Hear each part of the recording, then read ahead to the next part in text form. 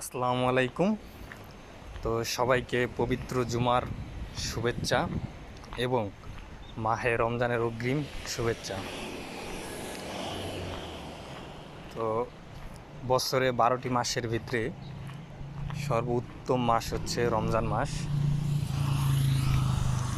তো সেই রমজান মাসের শুভেচ্ছা সবাইকে। তো এই মাসে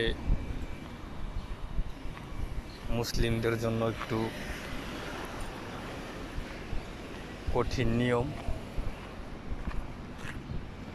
পালন করতে হয়, যদিও অসুস্থ, গর্ভবতী ও ডায়াবেটিস রোগীদের ক্ষেত্রে একটু নিয়ম শিথিল।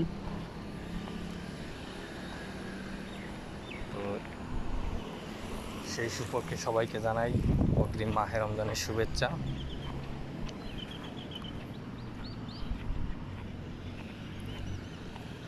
তো এই মাসে জাহান্নামের দরজা বন্ধ করে দেওয়া হয় এবং জান্নাতের দরজা খুলে দেওয়া হয়। তো সবাই রমজানের জন্য প্রস্তুতি নেই।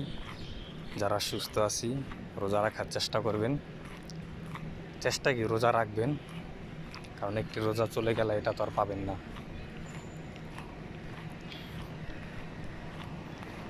তো এটাই, সবাই ভালো থাকেন। আল্লাহ হাফেজ।